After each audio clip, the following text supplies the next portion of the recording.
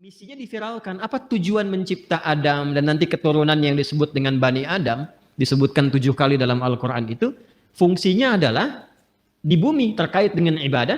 Quran surah ke-51 ayat 56, "Wa ma khalaqtul jinna wal insa illa liya'budun." Nanti pekerjaan ibadahnya bukan di langit.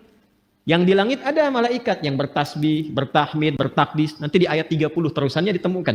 Ya kan? "Wa nahnu nusabbihu bihamdika wa nuqad bisulah." Gitu kan? Ada yang di langit. Cuma tugas kita bukan di langit. Tugasnya di mana? Di bumi. Itu yang dimaksudkan Al-Baqarah ayat 30. "Wa idh qala rabbuka lil malaikati inni ja'ilu fil ardi khalifah." Tugas kita memakmurkan bumi. Tugas kita beribadah di bumi ini. Karena tugasnya di bumi, maka Adam diturunkan. Ketika sudah siap, diturunkan ke bumi. Yang paling menarik, perhatikan kalimatnya. "Fa imma ya'tiyannakum minni hudan." Maka tatkala misi dimulai itu, bersamaan dengan misi dimulai, Allah turunkan kemudian petunjuk pedoman berkehidupan supaya misi itu sukses dituntaskan. Ini bukti kasih Allah kepada kita. Tidak pernah memberikan kepada kita sebuah tugas berkehidupan kecuali diberikan perangkatnya. Demi Allah saya katakan, saking sayangnya Allah kepada kita, tidak pernah menugaskan apapun kepada hamba itu. Yang sering kita sebut dengan ujian itu. Jadi nggak mungkin setiap hamba itu diuji kalau tidak diberikan perangkat untuk menyelesaikan ujian itu. Bahkan yang paling rahman, karena itu sifat rahman hanya dilekatkan kepada Allah, tidak yang lain. Quran surah ke-17 ayat 110, "Qulid'ullaha awid'ur rahman." Ya, ibu masih punya rahim. Manusia masih bisa belajar dari keteladanan itu. Tapi rahman hanya milik Allah. Karena kasihnya begitu luas. Jangankan diberikan perangkat.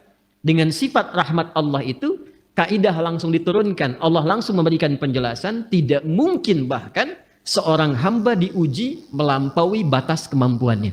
La yukallifullahu nafsan illa. Itu sayangnya Allah kepada kita. Jadi nggak mungkin setiap kita itu diuji dengan persoalan. Apapun itu dalam kehidupan, kecuali kita memang punya kesanggupan menyelesaikan itu. Itu mesti yakin. Karena Allah yang sampaikan. Dan jangan diduga bahwa setiap orang yang duduk di sini tidak punya masalah, belum tentu. Ini wajah penuh persoalan semua gitu. Setiap kita punya persoalan yang berbeda-beda. Dan mesti yakin ini kalimat pertama, dan secara psikologis, ini susah ditemukan dimanapun. Itu akan memberikan ketenangan pada jiwa kita. Jadi kalau bahasa psikologinya begini, ketika ada persoalan, katakan pada diri kita, kita pasti bisa menyelesaikan ini. Itu lebih menenangkan kepada jiwa dibandingkan membuat status. Kenapa harus aku ya Allah? Gak akan selesai. Ingat ya, ujian tidak tuntas dengan menuliskan sebuah status. Tapi ujian bisa tuntas dengan membangun keyakinan kepada diri bahwa itu bisa kita sempurnakan. Lalu turunlah surah Al-Insyirah untuk memberikan kelapangan kepada jiwa. Inna ma'al usri. Itu konsepsinya jelas. Jadi kalau sedang punya persoalan, katakan dulu pada diri kita. Insya Allah saya mampu mengatasi ini. Satu. Yang kedua, setiap masalah pasti ada solusinya. Kalau dipersingkat tuh begini, bahasa singkatnya. Pasti selesai. Pasti selesai. Insya Allah. Itu kalimat ini, 2 kalimat yang mahal ini, itu memberikan pengaruh kepada jiwa tuh luar biasa. Dan itu sangat mahal. Sangat mahal. Anda kalau konsultasi ke psikolog untuk dapat 2 kalimat ini saja, berapa biaya yang dikeluarkan? Ya. Kan saya sering katakan kan, ketenangan itu kadang lebih mahal kan dibandingkan harta yang dimiliki.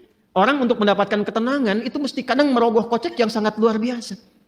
Karena itu seringkali ketenangan itu tidak bisa dibandingkan dengan materi yang didapatkan. Masih ingat kan pertanyaan yang sering saya ajukan? Pilih mana? Kaya tapi gelisah atau miskin tapi tenang? Masih ingat 2 tahun lalu? Kaya tapi gelisah atau miskin tapi tenang? Coba. Nggak ada pilihan ketiga.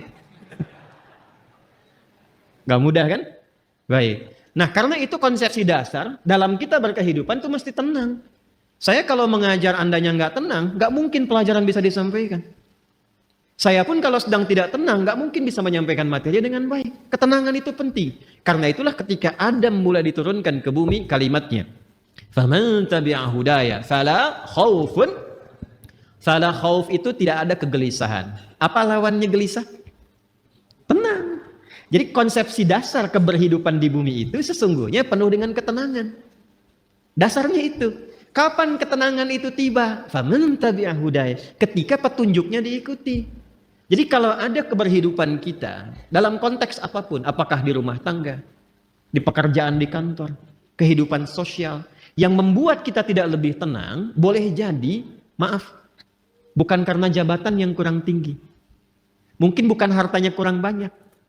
Bukan karena gelar belum banyak terkumpul. Boleh jadi interaksi kita dengan pedoman yang telah Allah tetapkan itu belum tinggi. Coba keluarkan pedomannya. Kemudian walahum yahzanun, dan tidak larut dalam kesedihan. Apa lawannya sedih? Senang. Harusnya keberhidupan di bumi itu konsepnya tenang dan senang.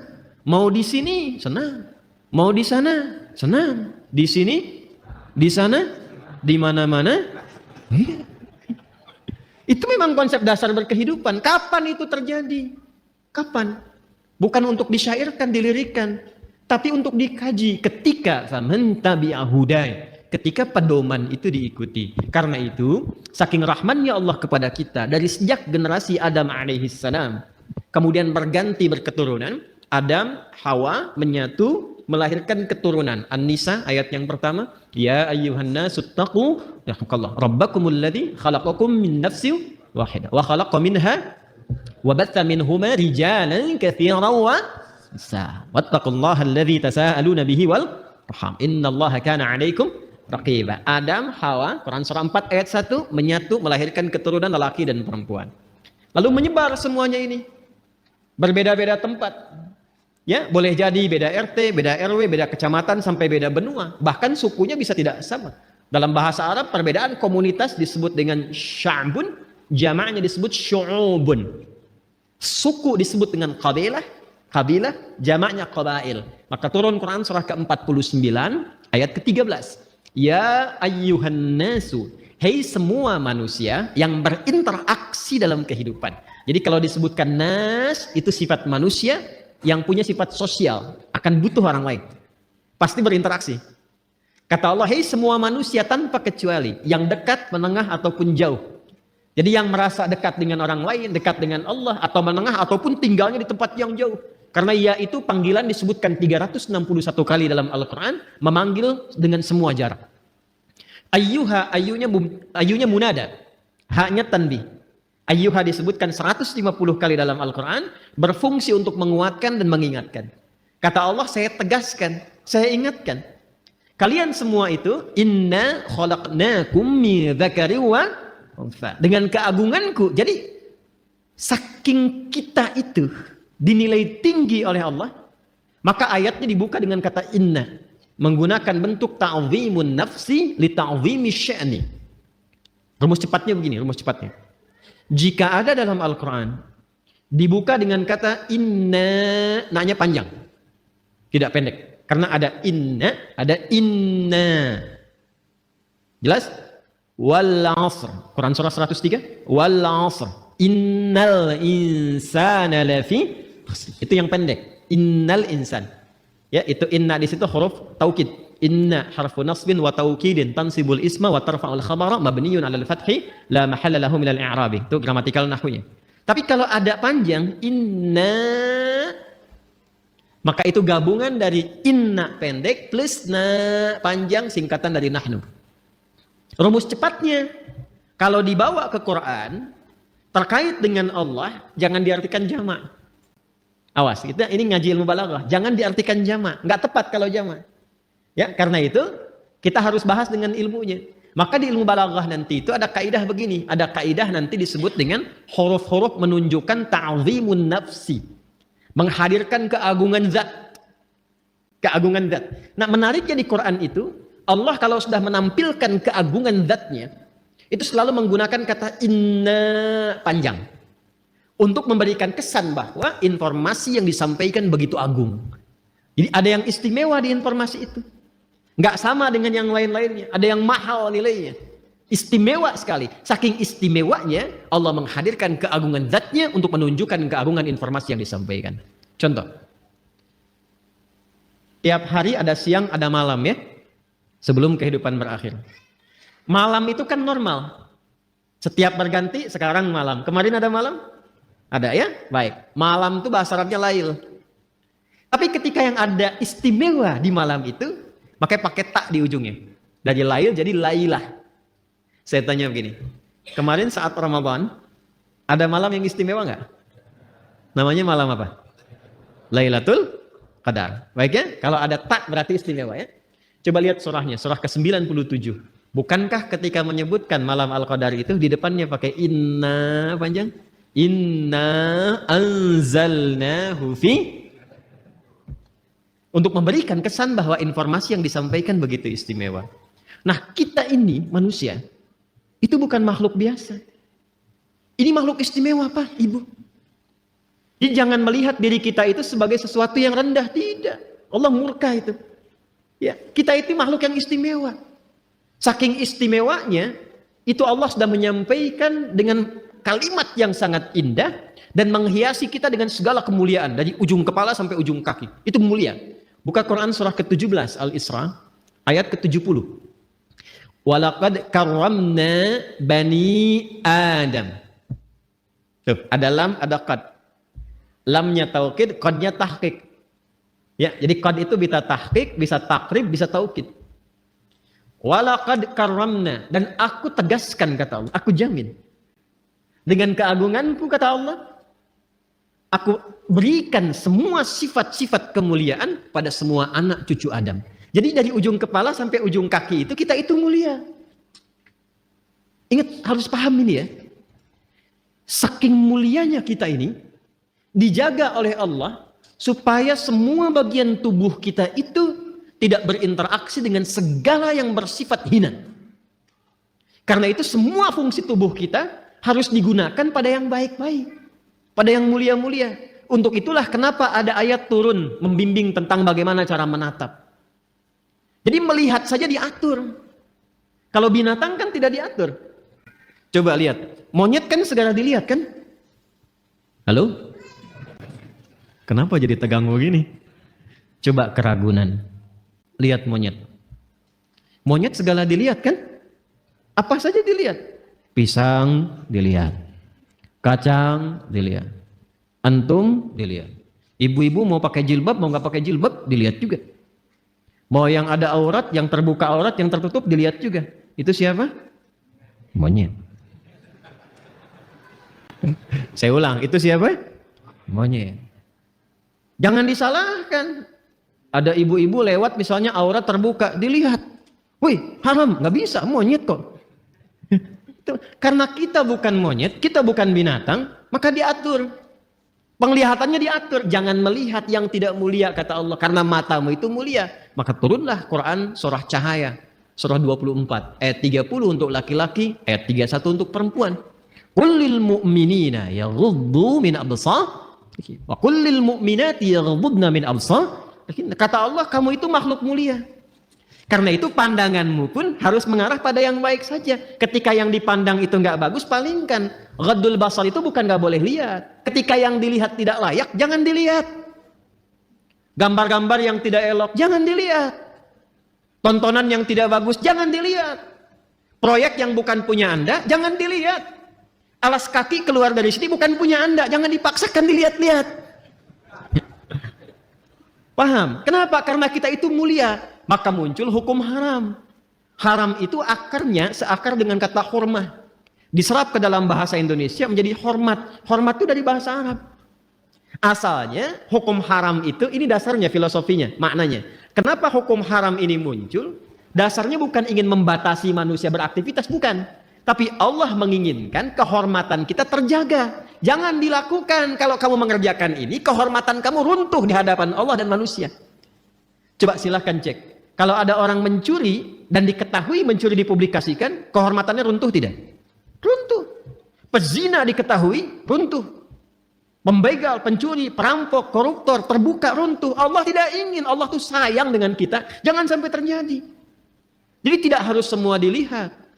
Yang melihat semuanya tanpa batasan, siapa? Jadi kalau ada manusia ingin selalu melihat tanpa ada batasan,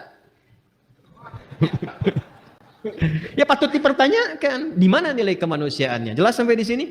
Ini gambaran ujung kepala sampai dengan ujung kaki. Jadi Allah tuh saking sayangnya, satu, menginginkan kita selalu tenang, senang. menginginkan kita terhormat. Jadi kurang sayang apa lagi? Kurang sayang apa lagi? Nah, dan yang paling menarik adalah ketika kita terlahir ke muka bumi ini, diberikanlah kemudian bekal-bekal untuk mendapatkan itu semua.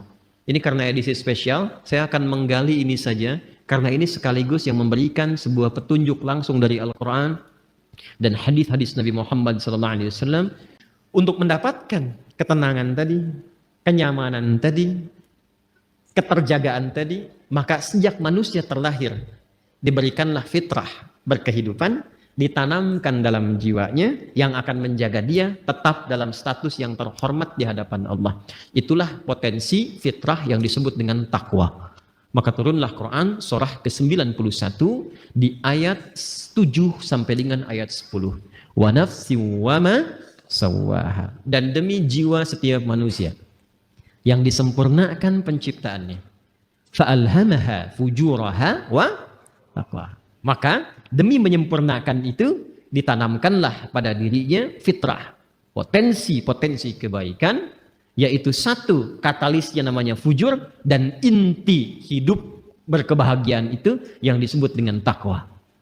Tugas kita adalah mengoptimalkan fitrah potensi takwa ini. Jadi kalau kita bisa keluarkan itu, naik cahayanya, naik ke mata, itu mata tidak akan pernah menatap kecuali yang baik-baik saja. Turun ke lisan orang yang sudah punya takwa, itu lisannya akan terjaga. Tidak pernah dia bertutur kecuali yang mulia saja. Sampai ke ujung kaki. Kalau sudah jadi mendapati bagian dari takwa itu, maka berubah nanti namanya. Kalau sendiri disebut taqi, kalau jamak disebut muttaqin. Kalau jamak disebut apa? Muttaqin. Orang kalau sudah mendapatkan muttaqin statusnya dan dia berlatih dengan amalan-amalan khusus, maka Allah jamin semua gerak langkah hidupnya akan langsung dibimbing oleh Allah dan dipastikan semua aktivitasnya berdampingan dengan kesuksesan dan kebahagiaan. Itu konsepsi dasar di ayat 2 sampai dengan 5 di surah Al-Baqarah. Dzalikal kitabu la raiba fihi hudal lil muttaqin. Siapa muttaqin itu? Ayat 3-nya. Alladzina yu'minuna bil ghaib. Baik, latihannya. Wa yuqimunas wa mimma razaqnahum walladzina yu'minuna bima unzila ilaihim wa ma unzila min wa bil akhirati hum yuqinun. Lihat, ulaika ala hudam rabbihim wa ulaika humul muflihun. Langsung ke ayat 5. Mereka itulah orang-orang yang akan selalu diberikan bimbingan oleh Allah dalam setiap langkah hidupnya. Tidak ada yang paling indah kecuali mendapatkan bimbingan Allah. Hidayah itu coba citrakan sebagai bimbingan. Ya, betul petunjuk dalam bahasa Arab. Petunjuk betul. Tapi petunjuk itu kalau kita tarik lebih dekat jadi terbimbing kita kan? Bimbingan dalam berkehidupan. Ada orang-orang yang selalu dibimbing Allah. Lisannya bertutur dibimbing. Bekerjanya dibimbing. Dan itu mahal. Ada orang yang ingin mendapatkan itu sampai rajin tahajud. Kan di antara manfaat tahajud itu kan mendapatkan bimbingan Allah. Ya, Quran surah ke-17 masih ingat? Ayat 79 itu sampai dengan ayat 81. Wa minal laili fatahajjad bihi nafilatan laka asa ay yab'atsaka rabbuka maqaman mahmuda. Kemudian apa yang terjadi? Wa qur rabbi adkhilni mudkhala sidqin wa akhrijni mukhraja sidqin waj'al li lil muttaqina masyaallah waj'al li min ladunka sultanan nasira. Jadi teman-teman sekalian, itu mahal itu. Untuk dapat hudan itu, bimbingan Allah yang menyertai aktivitas kita, ada amalan-amalan dasarnya setiap hari. Tahajud, Quran, itu jangan salah tuh. Makanya saya tuh sering cerewet, dekati Quran, sampai bikin komunitas. Ya, sampai kita mencoba untuk menjadi bagian ahli Quran. Karena mahal, yang dicapai itu bukan sekedar interaksinya. Bimbingan Allahnya. Kebahagiaannya gitu, ya, kesuksesannya. Pertanyaan terbesarnya, apakah sampai detik ini kita sudah menjadi bagian dari insan bertakwa atau belum? Kalau sudah mendapati itu, kita bagaimana cara mempertahankannya? Kalau belum mendapati itu, bagaimana mengoptimalkannya? Itu yang coba kita gali di pertemuan malam hari ini. Kita akan mengaji malam ini dengan nuansa ilmiah yang tinggi. Karena itu butuh fokus yang luar biasa. Karena boleh jadi detil pembahasan ini belum didapati di kitab-kitab khusus. Jadi kita mesti menyatukan dulu beberapa referensi, baru kita bisa mendapatkan tautan-tautan ini. Karena itu, ini kajiannya cukup mendalam di malam hari ini. Sekali lagi, butuh fokus untuk kita semua. Kemudian nanti ada beberapa yang ingin saya tuliskan juga, dan ini akan menentukan pengenalan jati diri kita kepada diri kita masing-masing. Baik, kita mulai pembahasan kita malam hari ini, dan kiranya saya akan memulai untuk memberikan gambaran dalam bentuk tulisan. Bismillah. Mohon untuk dicek terlebih dahulu. Terdengar suara saya insya Allah? Baik ya. Di luar mudah-mudahan jelas ya suara saya. Kalau saya menulis di sini kelihatan di sana? Ya, sudah pasti tidak? Sudah pasti. Jadi kalau kelihatan Anda luar biasa. Gitu. Saya ingin memastikan aja gitu kan. Baik. Nanti kalau ada sebagian sisi tidak terlihat, bisa nanti di-review ya.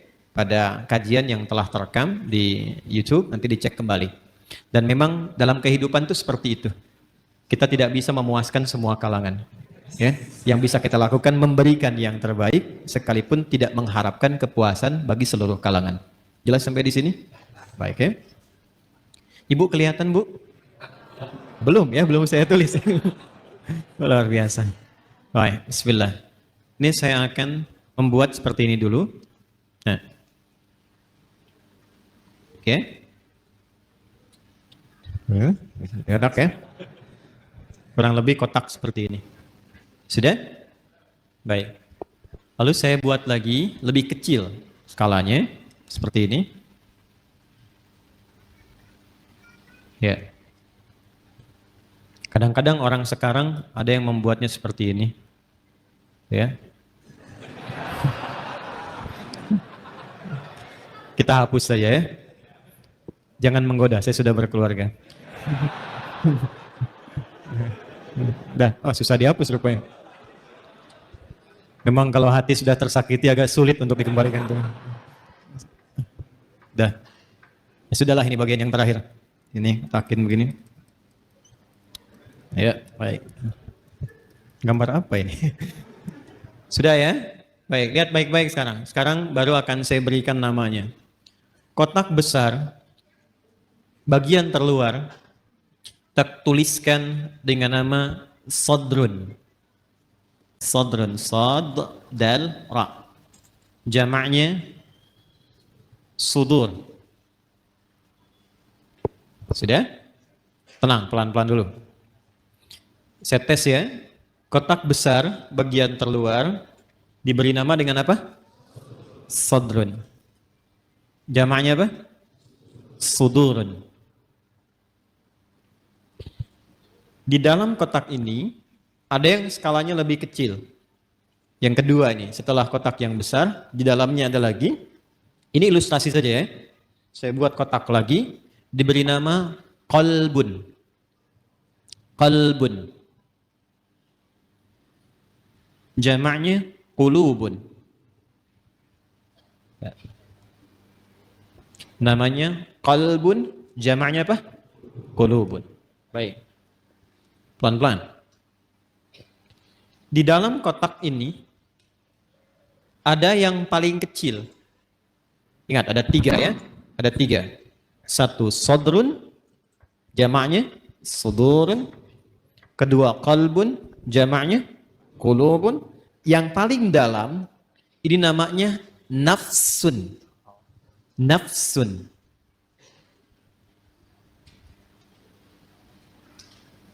Nafsun. Apa jamaknya? Nafsun. Pelan-pelan. Jamaknya, namanya nafsun, jamaknya bisa 2. Bisa anfus, bisa nufus. Ya? Bisa anfus, bisa nufus. Ya. Anfus dan nufus. Infus tidak ada kaitannya.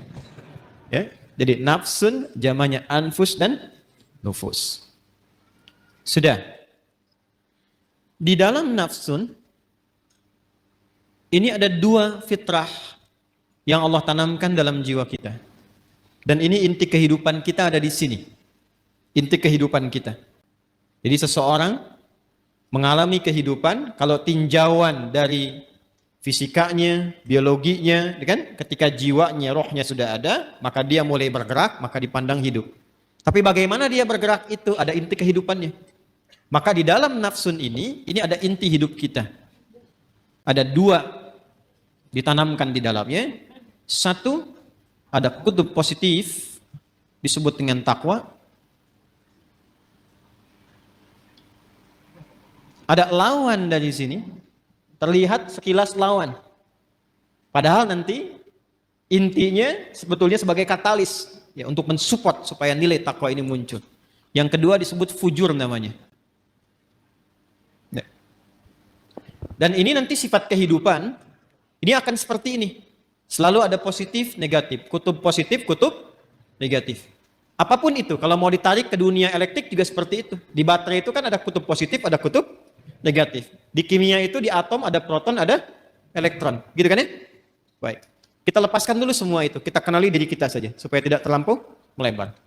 Nah, ini inti jiwa kita itu di dalam diri kita yang terdalam itu ada ini, ada takwa dan fujur. Dalilnya apa? Ke Quran surah 91 Asy-Syams ayat 7 sampai 10 tadi yang Anda tuliskan yang pertama kali. Wa nafsin wa ma sawaha. Dan demi nafas ini, demi jiwa, demi nafas yang telah sempurna penciptaannya. Ya, sawwa itu sempurna. Kapan itu sempurna menjadi nafas? Ketika roh mulai masuk ke dalam diri, ke dalam jasad. Di usia 4 bulan. Jadi usia 4 bulan itu roh ditiupkan menyatu ke dalam jasad. Pelan-pelan. Dari mana taunya? Nanti dibuka hadis Nabi Muhammad SAW. Kalau paling mudah mungkin lihat saja Al-Arba'in, kan lebih mudah diakses ya. Hadis nomor keempat dari sahabat Abdullah bin Mas'ud radhiyallahu taala anhu. An Abi Abdurrahman Abdullah bin Mas'ud radhiyallahu taala anhu. Qala Rasulullah sallallahu alaihi wasallam wa huwa sadiqul masduq. Inna ahadakum yujma'u fi batni ummihi 40 yawman nutfah. Thumma yakunu mithla dhalika 'alaqa, thumma yakunu mithla dhalika mudghah. Thumma yursalu ilaihi al-malak fayanfukhu fihi ruh. Jadi setiap kita anak cucu Adam dicipta oleh Allah, berproses dalam rahim ibundanya itu 40 hari pertama proses percampuran antara spermatozoa dengan ovum. 40 hari kedua membentuk zigot. Mulai menempel di dinding rahim, mulai berproses. 40 hari ketiga menjadi mudghah, sebentuk daging kerantan. Mulai ada bentuknya di 40 hari ketiga ini, baru kemudian diutus malaikat untuk meniupkan roh dengan izin Allah Subhanahu wa taala. 40 hari ketiga, 40 hari dikali 3, berapa jumlahnya? 120 hari. Kalau 1 bulan itu kita genapkan misal 30 hari, 120 bagi 30 berapa? 4. Maka bertemu 4 bulan. Jadi ketika ada seseorang mengandung, seorang ibu misalnya, maka usia 4 bulan kandungan itu roh ditiupkan. Sudah ada roh tertanam. Dan nanti amalannya sudah beda, ingat. Antara roh belum masuk, dengan roh sudah masuk, itu berbeda amalannya. Nanti supaya tidak melebar, lain waktu kita bisa buat kurikulum tersendiri tentang itu. Ayatnya ada semua. Ada semua. Jadi apa amalan suami istri, amalan suami, amalan istri, amalan suami terkait nafkah, ada. Jangan sampai membawa sesuatu yang haram. Dibawa ke rumah, diolah oleh istri, dimakan, masuk ke kandungan. Janin itu kasihan. Belum terlahir sudah mengonsumsi yang haram, itu bahaya itu. Bahaya. Dan nanti mengembalikannya nggak mudah. Ya, yuk pelan-pelan. Kembali ke sini. Nah, usia 4 bulan kandungan, ditiupkan roh. Di situ kemudian terjadi dialog kita untuk berkomitmen menuhankan Allah. Nanti ada diabadikan di Quran surah ke-7 Al-A'raf ayat 172. Tadi saya berjanji detailnya tidak saya tuliskan dulu. Ini untuk melengkapi apa yang tadi disampaikan. Wa idh akhadha rabbuka min bani adama min zuhurihim dzurriyyatahum wa ashhadahum ala anfusihim alastu bi rabbikum qalu bala syahidna. Jelas sampai sini? Nah, ini usia 4 bulan kandungan. Ketika roh ditiupkan, menyatu kemudian dengan jasad, maka berubah nanti namanya menjadi nafas. Jelas? Berubah menjadi apa? Nafas. Dari sini kemudian muncullah tanda-tanda keberhidupan. Makanya diserap ke dalam bahasa Indonesia dengan nafas. Seseorang dikatakan hidup bila masih ada tanda-tanda nafas. Itu dalam bahasa Indonesianya.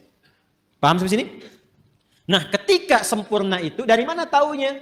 Roh masuk ke dalam fisik, kemudian sempurna penciptaan jadi nafas ini. Nanti lihat di Quran surah ke-15, ayat 28. Quran surah 15 Al-Hijr ayat ke-28.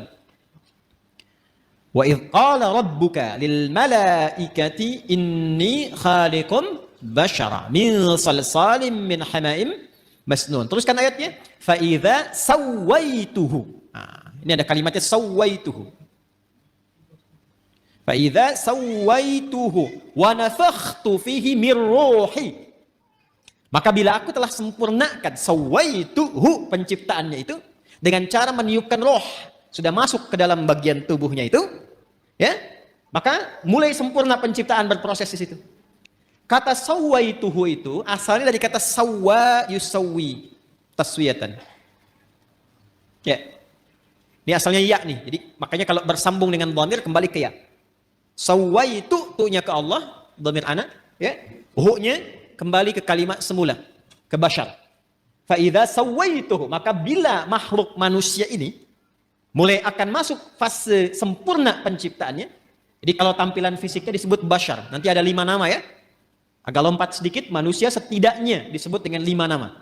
Bashar 35 kali disebutkan dalam Al-Quran. Dan ini nama pertama saat diciptakan untuk memberikan info pada malaikat dan jin bahwa materi dan tampilan fisiknya nggak sama dengan malaikat dan jin. Di malaikat diciptakan duluan, baru kemudian jin. Kalau malaikat dari cahaya, kalau jin dari api, bukan sekedar api. Ya, api yang menyambar-nyambar.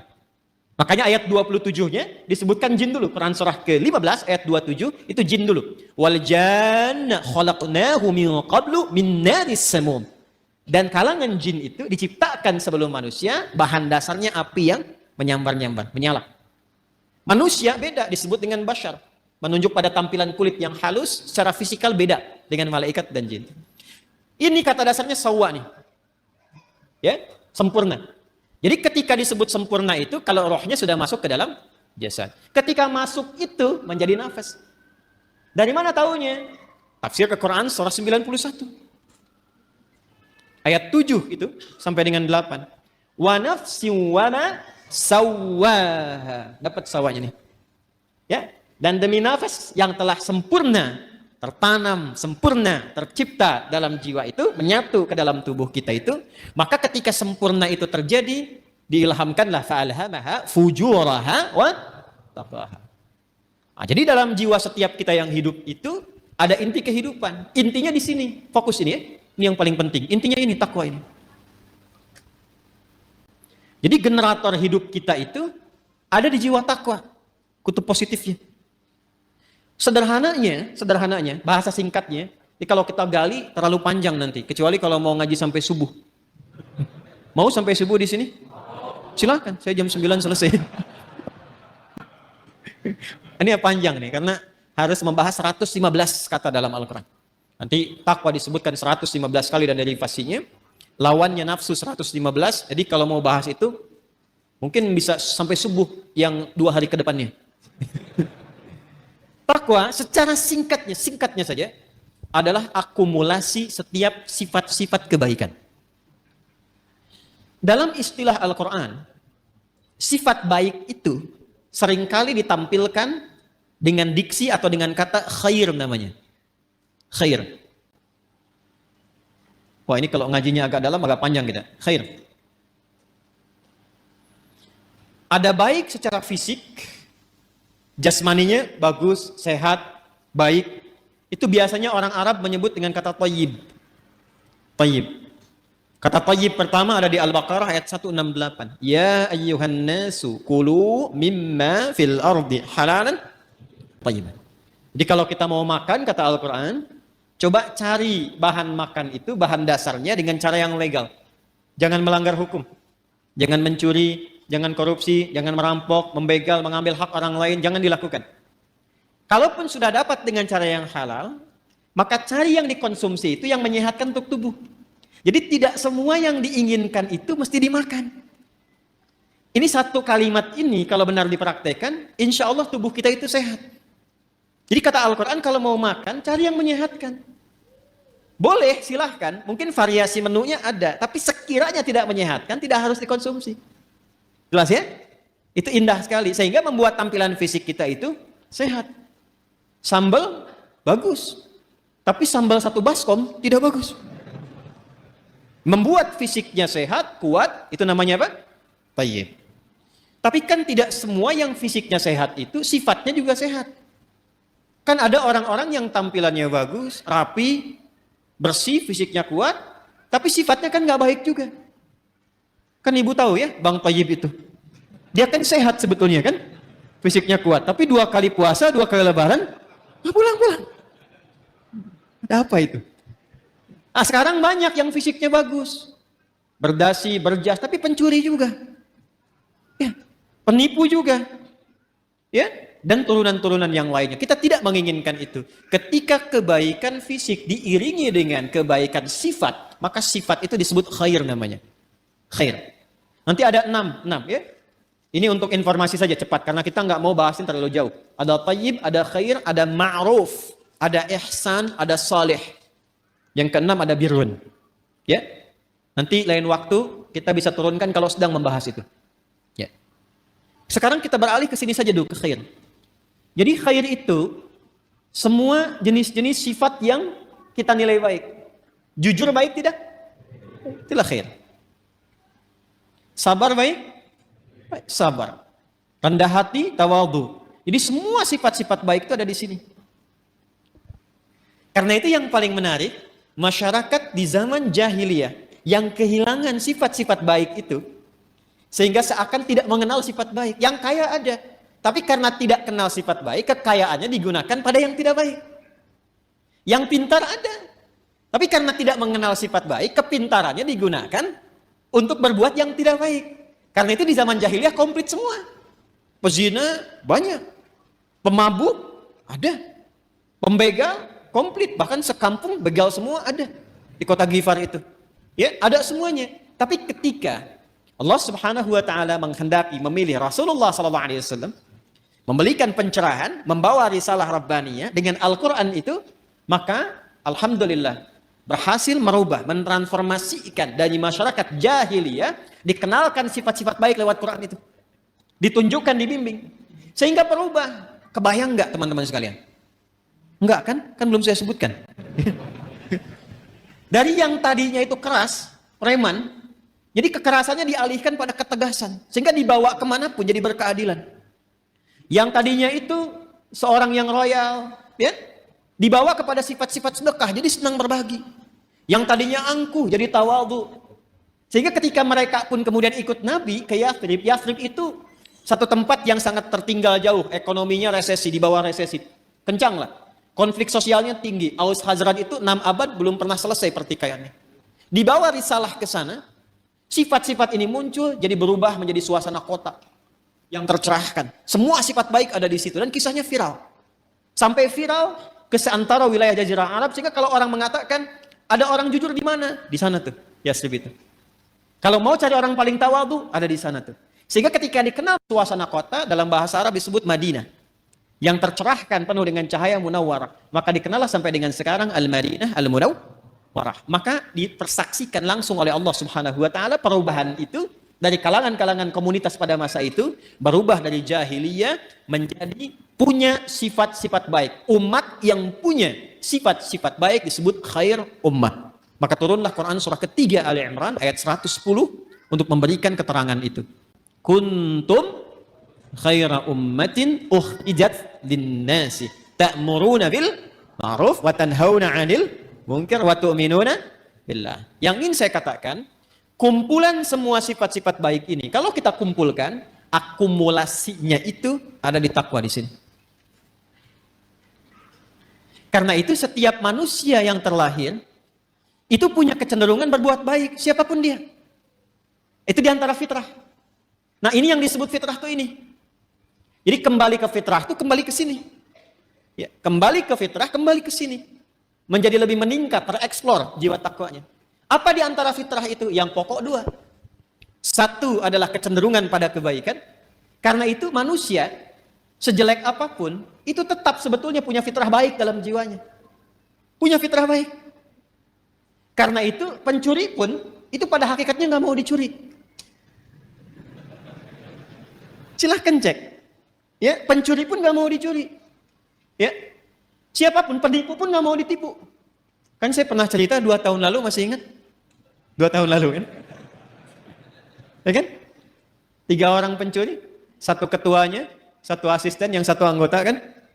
Begitu mereka mencuri itu, tiba-tiba setoran. Biasa setorannya sekian, yang 1 kurang. Yang asisten. Begitu dicek, ternyata dia nyimpan di belakang sakunya. Ketahuan, kata bosnya, kamu mencuri ya? Padahal mereka baru mencuri. Jadi sejatinya, setiap manusia itu tidak ingin berbuat curang. Hatinya pasti menolak. Nah itu fitrah yang harus disentuh untuk kembali. Karena itu saya tidak terbiasa untuk mencela misalnya. Ya, yang sudah tercela itu nggak harus dicela lagi. Buang-buang energi mencela yang sudah tercela. Kita doakan sepanjang masih hidup dia punya hak untuk soleh. Orang salah itu, ingat ini ya, orang salah itu sepanjang masih berkehidupan tetap punya hak untuk soleh. Karena itu kita kewajibannya membantu dia untuk menemukan haknya itu. Jadikan jembatan diri kita. Kadang-kadang fikih dakwah itu bisa lebih bermakna dibandingkan dengan fikih-fikih terapan syariat. Jadi kadang-kadang yang didahulukan tuh fikih dakwah dulu, bukan hukum dulu secara fikih syariat. Contoh misalnya, di samping masjid ada orang Islam. Misal, di masjid manapun misalnya, ada orang Islam, tetangga masjid, dekat masjid.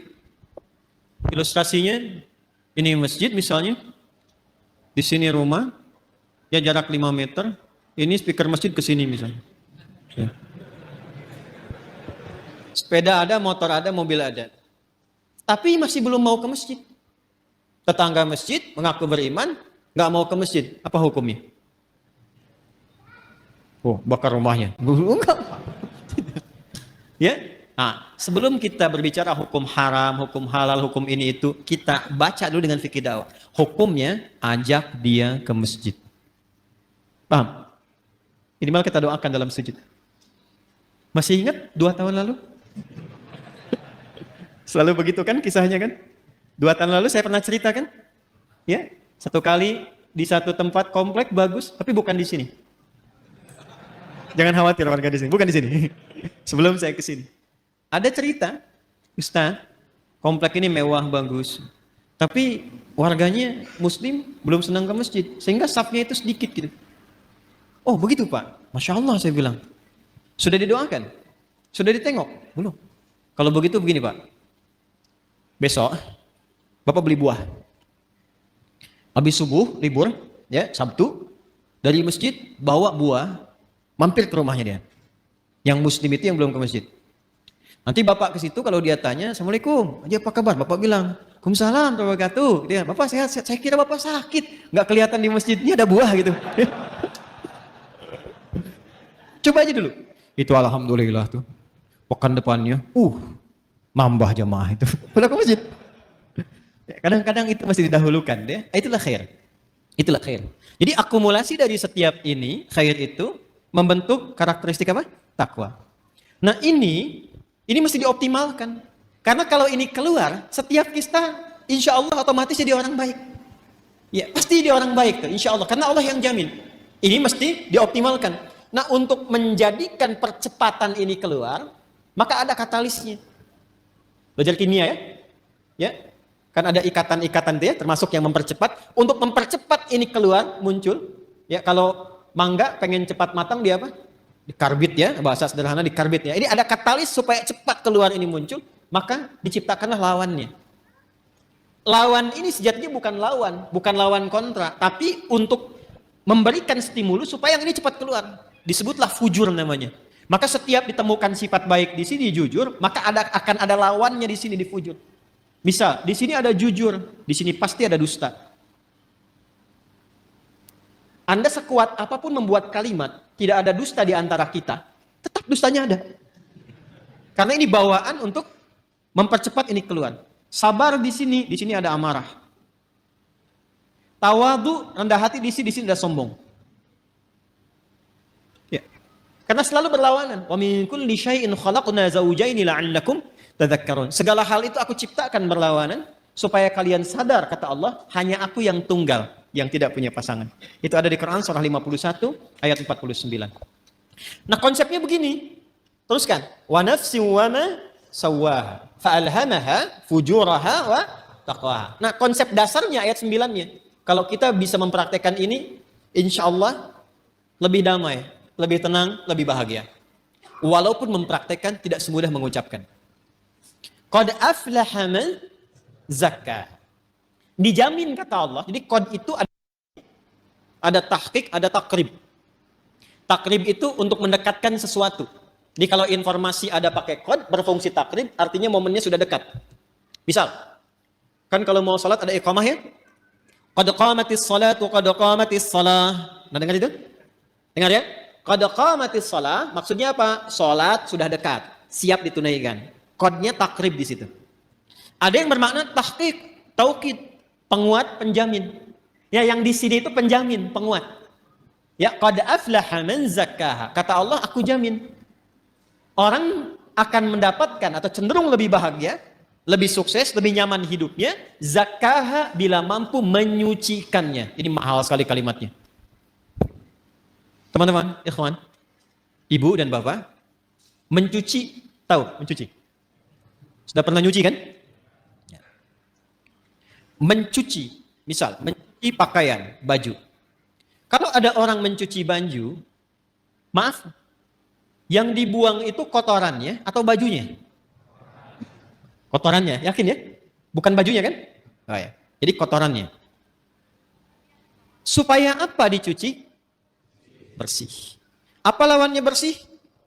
Kotor. Masya Allah. Jadi kotor itu diciptakan oleh Allah bukan untuk menjadikan tampilan kita kotor, bukan. Tapi untuk menampakkan kebersihan. Sebab gak mungkin ada bersih kalau gak ada kotoran. Jadi filosofi kotor itu bukan untuk menjadikan kita menjadi kotor, bukan.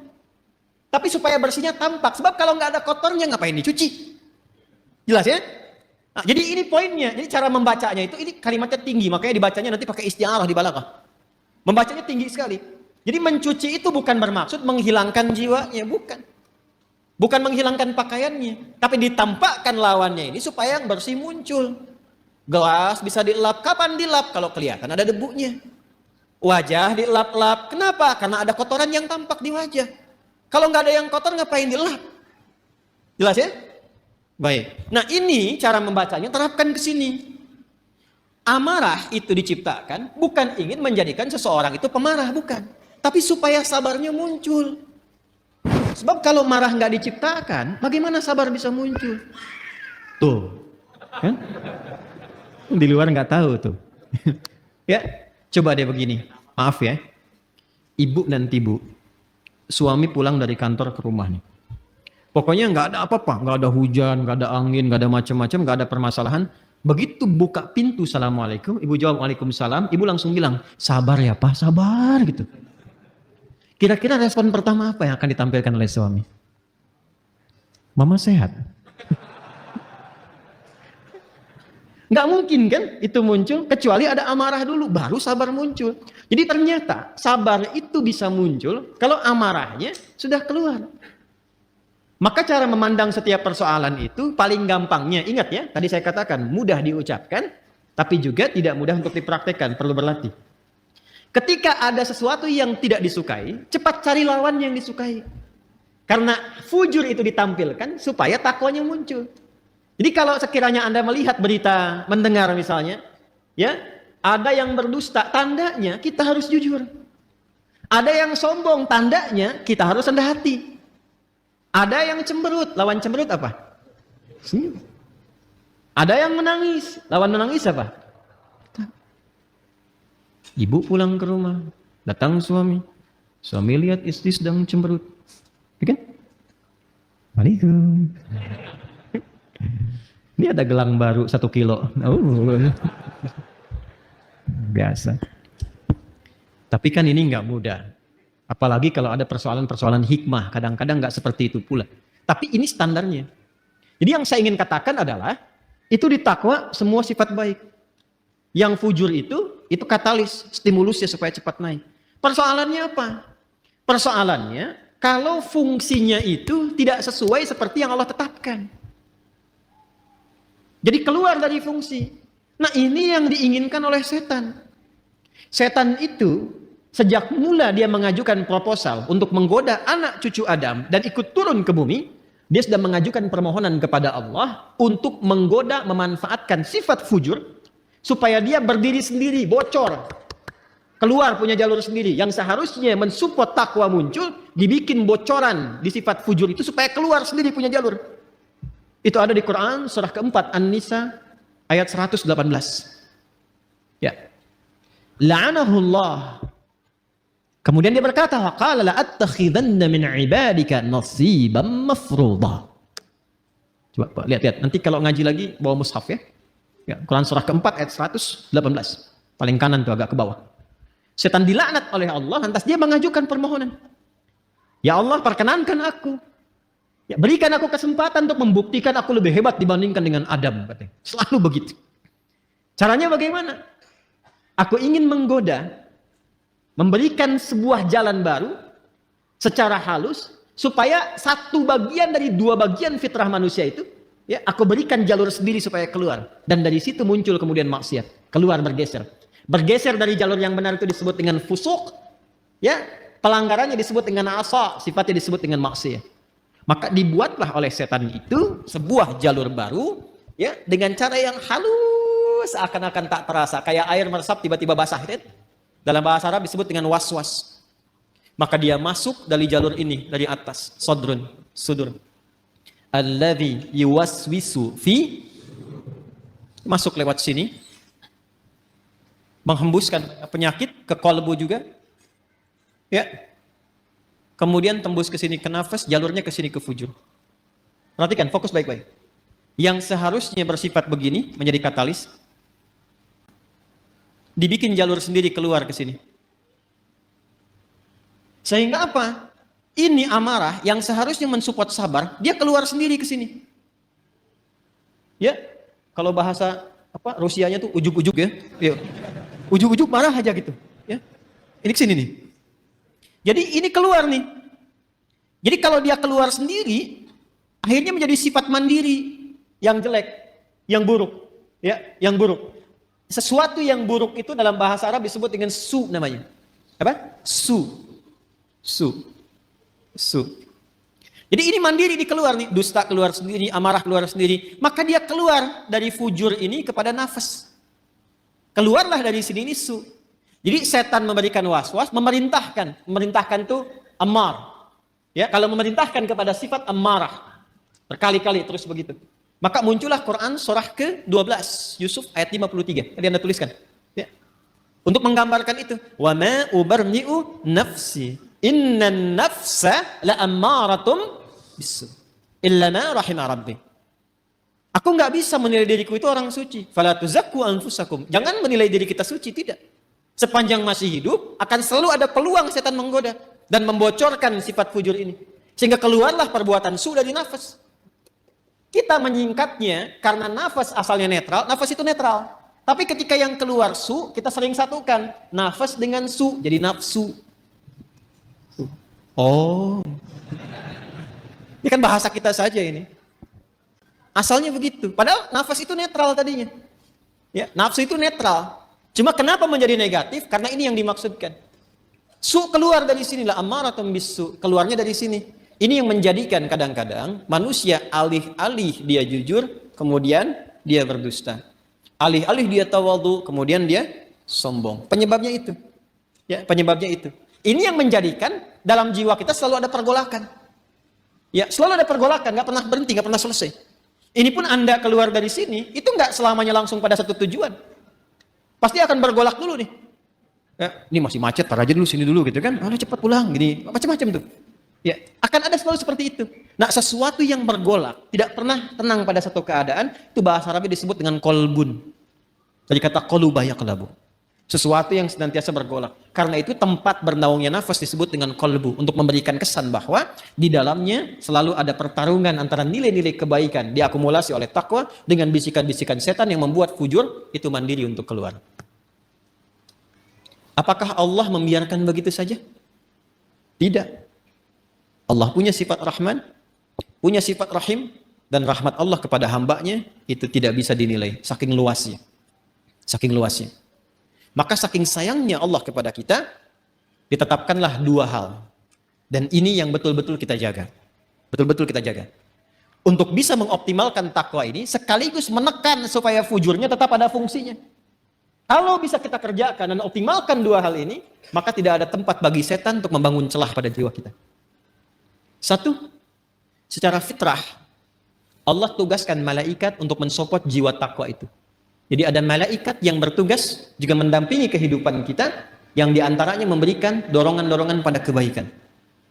Karena itu menariknya, malaikat disebutkan 88 kali dalam Al-Quran, setan disebutkan 88 kali. Dan itu akan selalu bertarung, bisikan-bisikan itu. Nah, ya. Allahu Akbar, Allahu Akbar. Pernah ada suasana hati? Cepat, sudah adzan, siap-siap. Pernah ada begitu? Tapi ketika La ilaha illallah baru adzan, belum qomat. Pernah begitu? Iya kan? Ya.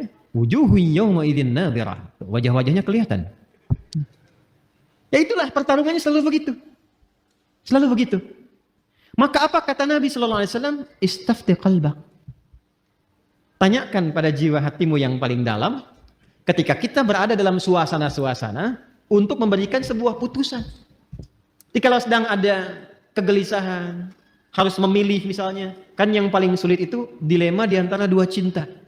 Ya kan? Antara harus mengikuti ta'lim misalnya atau menyempurnakan tugas yang lain. Misal, ya kan? Maka dia timbang.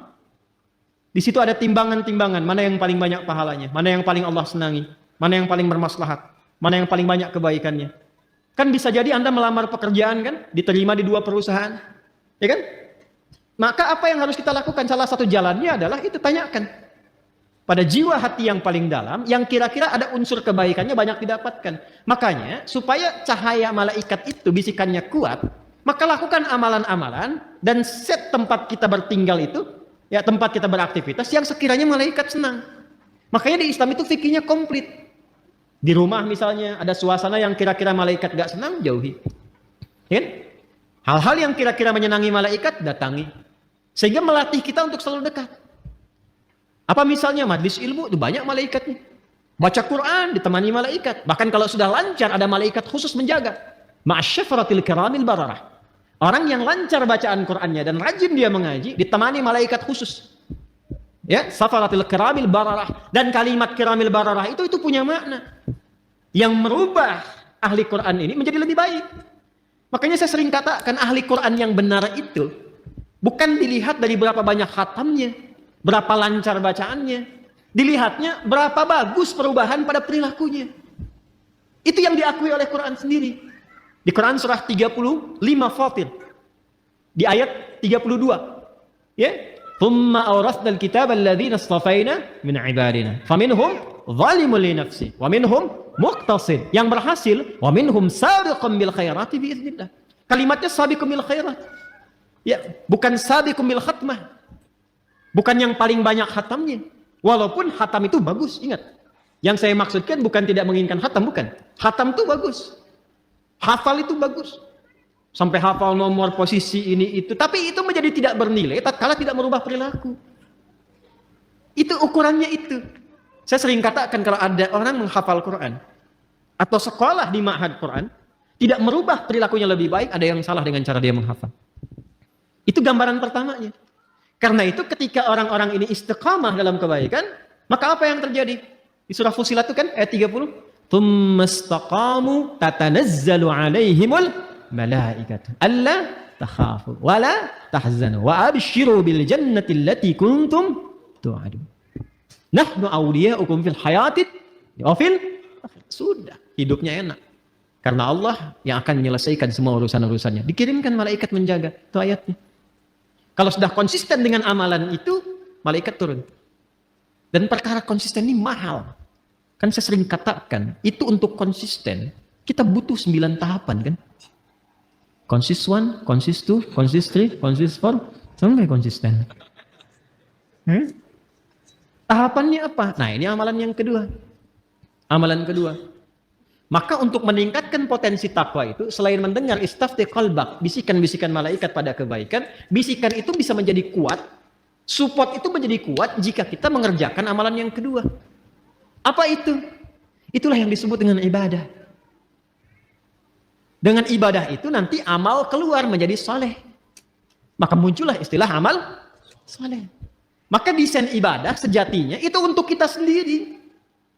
Ya, orang nggak ruku, nggak sujud terhadap Allah, nggak sholat, nggak menurunkan status Allah sebagai Tuhan. Tetap Tuhan yang Maha Esa, Maha Kuasa. Cuman yang rugi orangnya. Karena ketika diperintahkan ibadah itu, feedbacknya, hasilnya itu kembali ke kita lagi. Contoh gini, ini yang sederhana ya. Ibadah yang pokok itu kan sholat kan? Ya, kita diperintahkan sholat kan? Masih ingat? Coba, sholat kan ciri pertama orang takwa. Dzalikal kitabul hudan lil. Apa ciri pertamanya? Alladzina yu'minuna bil ghaib wa yuqimunas. Sholat amalan pertamanya. Nah, apa fungsi sholat itu? Buka Quran surah 29 ayat 45. Utslu ma uhiya ilaika minal kitab wa aqimis shalah. Innas salata tanha 'anil. Nah, teman-teman, fahsya dan mungkar itu sumbernya di sini, di fujur. Di sini semua. Jadi kalau sholatnya benar, ini tertekan nih. Akhirnya fungsinya tetap ke sini. Yang ini yang naik. Karena itu segala kemungkinan perbuatan menyimpang, ya, fahsya, ini fujur itu asalnya rambatan keburukan. Yang baiknya disebut fajar. Kalau fisikal disebut infajar. Kalau kelihatan bendanya memancar, itu infajar namanya. Contoh nih, Anda misalnya ingin menggali air kan? Ya, menggali keluar airnya, memancar, itu infajar namanya. Nabi Musa punya tongkat ya, tongkat kayu beliau, dipukulkan ke batu kan? Tongkat kayu dipukul ke batu, kira-kira yang hancur apa? Hah? Harusnya kan kayunya kan? Tapi karena ini mu'jizat itu berbeda. Untuk ditampakkan kekuatannya supaya manusia ingat kepada Allah dan mengikuti bimbingan Rasul. Melemahkan semua persepsi manusia. Dipukulkan ke batu, keluarlah 12 mata air. Ketika keluar memancar itu bahasa Qur'annya infajar. Al-Baqarah ayat 60. Quran surah 2 ayat 60. Wa idhistasqa Musa liqaumihi faqulna dhrib bi'asakal fanfajarat infajar. Fanfajarat min husnata asyrata. Tongkat kayu Nabi Musa dipukulkan ke batu, keluar 12 mata air. Anda punya tongkat emas, pukulkan ke batu, keluar 12 air mata. Itu keluar tuh, itu infajar. Ya, nanti ada makna majasi kiasan, disebut fajar namanya. Ya, cahaya matahari pertama yang membelah kegelapan malam itu disebut apa? Fajar. Nah, itu hakikinya. Majasinya adalah respon kita, sinyal kita yang menangkap seruan. Ketika fajar itu tiba, ditangkap oleh hati kita, suara azan itu untuk mendekat kepada Allah. Waktunya subuh, pancarannya disebut dengan fajar. Lawan dari fajar itu, secara bahasa, itu disebut fujur. Rambatan-rambatan keburukan. Itu yang merambat nih, ada yang merambat ke syahwat faraj. Ya.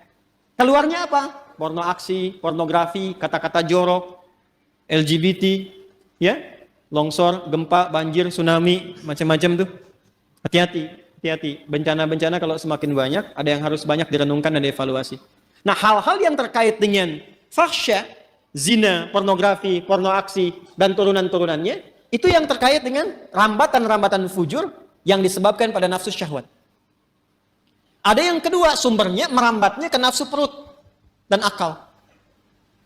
Ingin selalu tampil lebih terhormat, ingin tampil sombong, ingin ambil ini, ambil itu lagi. Itu mungkar namanya. Mencuri, merampok, membunuh, menipu, hoax dan sebagainya itu mungkar. Karena itu diingkari langsung oleh jiwa kita. Fahsya dan mungkar itu bisa dicegah kalau kita bisa tekan ini. Apa dan bagaimana caranya? Maka diturunkanlah perintah untuk ibadah berupa sholat. Ketika sholat dikerjakan, tujuan utamanya innas sholata tanha 'anil fahsya. Makanya ketika kita mulai bertakbir, kita diberikan oleh Allah melalui petunjuk Rasulullah sebuah isyarat bahwa penting menjaga bagian dalam tubuh kita ini. Terutama dijaga di bagian terluar. Makanya ketika orang bertakbir Allahu Akbar kan sedekap begini. Ini ilmunya mahal, bukan ilmu utak-atik. Ini bukan cocok logi.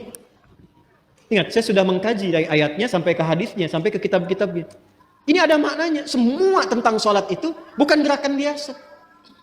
Jadi gerakannya ada maknanya, bacaannya ada maknanya. Termasuk kenapa diberi nama subuh, zuhur, asar, maghrib, isya. Itu ada maknanya. Kalau mau konsisten dengan waktu, sore itu bukan sholat asar, sholat masa. Tapi kenapa asar? Ya kan? Kalau mau konsisten, zuhur itu sholat nahar. Kenapa zuhur? Ada maknanya. Jadi mengangkat kita begini saja ada maknanya. Terlalu dalam dan luas kalau kita kaji dari awal. Tapi saya ingin tunjukkan terkait dengan ini saja. Kan ketika mengangkat ini kan di sini kan kita simpan. Kita jaga itu. Iya kan? Ini tuh menutup sadrun. Makanya itu di fikih itu ala sadri. Dari 3 pendapat itu di perut ini. Di perut yang satu begini. Kemudian sodar, ini sodar tuh di sini. Ada rongga antara perut dengan dada, ini sodar namanya. Di sini nahar. Nahar itu yang lebih dekat ke leher ke sini. Ya, nahar di sini, ke tenggorokan di sini. Dia ada di sini, ada di sini, ada di sini. Yang lebih terlihat lebih kuat tuh di sini karena sesuai dengan pemaknaan ini. Sodrun di sini.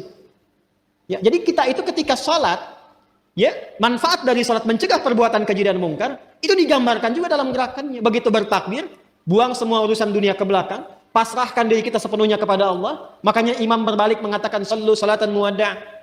Salat rasakan seolah-olah ini salat perpisahan. Kita akan menghadap Allah. Wa annahum ilaihi raji'un. Kan Al-Baqarah ayat 46 itu kalau pengen khusyuk. Alladzina yadhunnuna annahum mulaqu rabbihim wa annahum ilaihi raji'un. Rasakan kita akan menghadap Allah. Dan mungkin itu salat terakhir yang kita tunaikan. Itu membawa kehusyuan. Makanya kita pasrah. Dan buang semua urusan dunia ke belakang. Jangan dibawa dalam salat. Kadang yang menyebabkan kadang yang menyebabkan ada orang tidak khusyuk itu ketika dia bertakbir, dunia masih di bawah, itu problemnya. Jadi lisannya Allahu Akbar, tapi status IG-nya itu masih Akbar. Handphonenya itu masih Akbar. Sehingga kadang-kadang menghentikan sholat hanya untuk menjawab handphone. Ya, itu yang terjadi. Jadi ketika sudah diangkat, dibuang, disimpan di sini kan? Ya kan? Saya merajihkan yang ini. Saya secara pribadi ya. Kalau ingin bersedekap, saya merajihkan yang di sini. Dan kita menghormati yang di sini. Nggak boleh langsung cepat menyalahkan. Tidak boleh. Saya tidak mengajarkan Anda untuk membawa peluru, mempersalahkan orang lain. Biasakan berdiskusi dan banyak mendengar. Karena Allah menciptakan telinga kita 2. Lisan itu 1. Supaya banyak mendengar. Jelas ya? Kalau tidak sepakat, sampaikan alasan. Setelah itu tetap berteman baik. Perbedaan pendapat tidak mengharuskan kita tidak minum teh bersama. Jelas ya? Baik. Dan disimpan di sini kan? Ini lebih semakna. Menjaga ini sadrun, karena sadrun tempatnya di sini. Dan tahukah Anda asal mula sebabnya ini kenapa kemudian meletakkan tangan di sini? Asalnya kan begini irsal. Hadis-hadis awal tentang sholat itu gerakannya begini, Allahu Akbar. Dan jangan selalu dipahami yang begini Syiah, tidak. Nanti kelihatan Syiah itu saat sujud dengan duduk di antara 2 sujud. Jadi kalau masih bertakbir begini, itu di mazhab Maliki masih begini. Mazhab Maliki itu mazhab yang pertama kali berlaku di Madinah. Karena Imam Malik lahir di Madinah, tinggal di Madinah, menetap, tumbuh, berkembang sampai wafat di Madinah. Dan mazhabnya sekarang rata-rata di Afrika Utara, Libya, Tunisia, ya, itu Maliki, termasuk Spanyol. Jadi kalau misalnya Anda ke Mekah, umrah atau haji, semoga yang belum berangkat bisa dimudahkan insyaallah. Tidak cukup dengan amin, nabung. Jadi kalau takbir ada yang begini, ya, Allahu Akbar, ya. Itu jangan ditanya, jangan diajak ngobrol. Itu posisi pertama begini, ya. Jelas ya? Dan kalaupun ada yang memilih begini, nggak apa-apa. Itu mazhab yang pertama. Pertama kali Nabi mengajarkan sholat seperti ini, Jangan diajak ngobrol. Kalau ditanya, nggak usah jawab. Allahu Akbar. Ibu Syiah ya? Bukan saya epi. Nggak usah dijawab. Udah, dia lagi sholat. Jelas? Ada kejadian. Seseorang berbuat salah. Kesalahannya cukup besar. Bahkan dari riwayat menyebutkan termasuk dosa-dosa yang seharusnya dihindari. Dosa besar. Lalu apa yang terjadi? Dia datang kepada Nabi untuk dihukum. Ini Masya Allah sahabat dulu itu. Jadi kalau berbuat salah, ini yang mahal ini. Mengakui diri ke hadapan hakim tertinggi, minta untuk diluruskan. Bahkan tidak sungkan dihukum. Bukan bersembunyi dan sulit dicari gitu. Ya, itu datang sendiri. Datang. Ya Rasulullah, saya berbuat salah, tolong hukum saya. Itu qadar Allah menjelang sholat. Nabi bilang, sudah, sholat aja dulu. Begitu sholat, turunlah kemudian Quran surah ke-11 Hud. Ayat ke-114.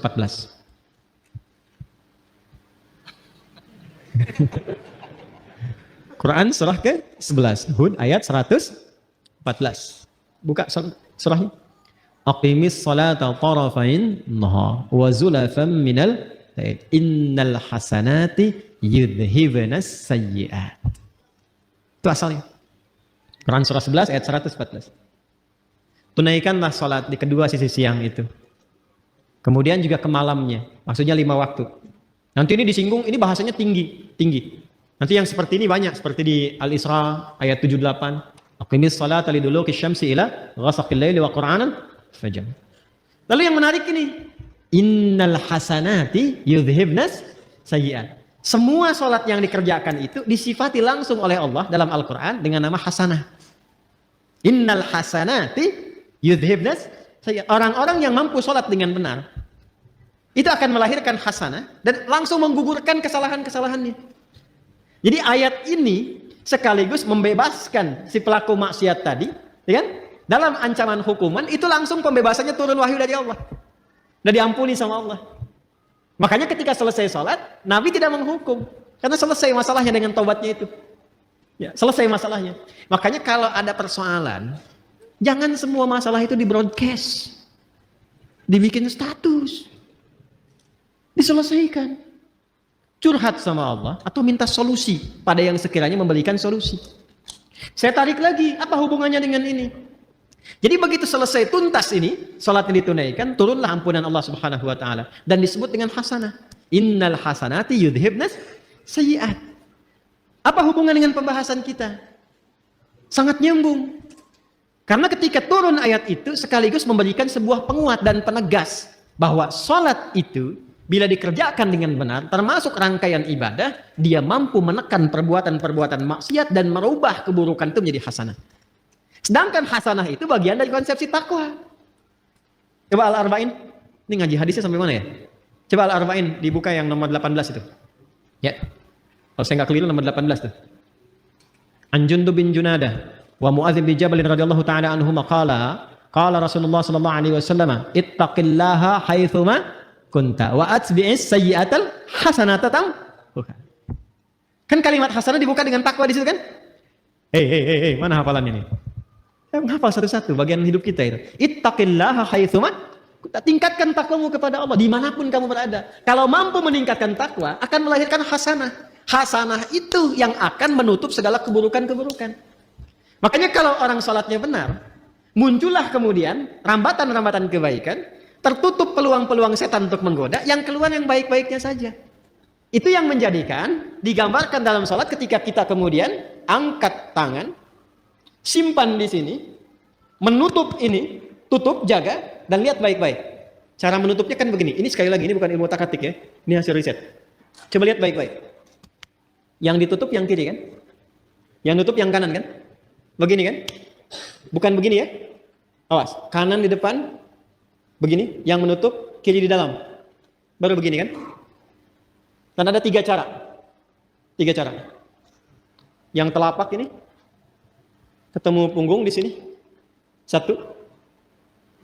Kemudian ini bisa menggenggam, bisa begini. Bisa begini, bisa menggenggam. Sama antara laki-laki dengan perempuan. Ini 1. Yang kedua, ini pergelangan. Ketemu pergelangan di sini. Ini. Di sini begini. Yang pertama begini. Ini telapak ketemu punggung, gini, bisa digenggam. Yang kedua, ini pergelangan ketemu pergelangan di sini. Dan itu langsung ya, nggak usah diukur dulu. Allah. Langsung ya. Yang ketiga lewat dikit di sini, tapi nggak sampai sini. Lewat dikit di sini.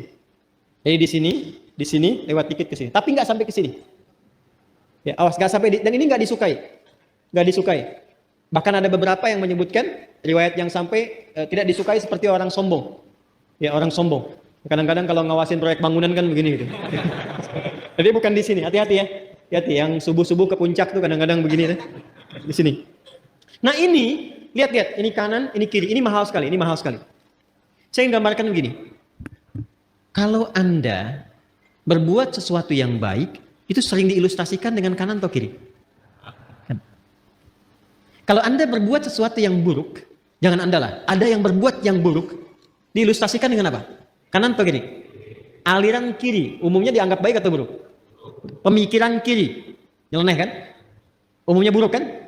Maka ketika seseorang pernah berbuat kesalahan dalam hidupnya, dan tidak ada manusia yang sempurna. Jika Anda pernah berbuat salah, jangan diekspos. Segera tutup dengan yang kanan, tutup dengan kebaikan. Maka yang baik itu akan menutup yang buruk dan tidak pernah muncul lagi ke permukaan. Itu yang dimaksud innal hasanati yudhibnas sayyi'at. Jadi bukan dibikin status, bukan dibuka, bukan diobral. Nggak nyangka ya. Itu udah nyangka. Itu udah nyangka. Ya. Saya tidak Ustaz, bagus. Tidak seperti ibu itu tuh Ustaz. Dia mah kalau tutup, segera tutup. Itu yang dimaksud innal hasanati yudhibnas sayyi'at. Makanya ketika kita sudah tutup begini, kita mengakui sama Allah saja. Ini yang dimaksud perkataan Nabi Ya'qub, innama ashku bathi wa huzni ila. Curhatnya sama Allah. Makanya ketika ditutup kita bilang, kita ngaku. Yang di Al-Bukhari, riwayat sahabat Abu Hurairah, Allahumma ba'id baini wa baina khatayaya. Khataya, iya. Ada ya kecilnya. Harus muncul ya kecilnya di kalimat pertama. Allahumma ba'id baini wa baina khataya, iya. Karena ya terakhir itu pengakuan. Cara menerjemahkannya begini. Kadang cara menerjemahkan itu kalau mau dalam, kadang-kadang ada yang harus diawalkan walaupun urutan katanya di terakhir. Khataya itu jamak dari kata khoti'ah. Kesalahan yang dilakukan sekali. Kalau berkali-kali, khataya, ya-nya panjang, khataya. Kalau ada ya pendek di akhirnya, ya, gitu. Khataya, ya, ya terakhirnya itu mengakui, pengakuan, salah. Jadi kita berkata begini dalam salat, begitu kita tutup begini, kita katakan, ya Allah, saya mengakui hamba ini banyak dosanya. Dan kita sedang menghadap Allah. Dan suasananya kita merasakan mungkin itu salat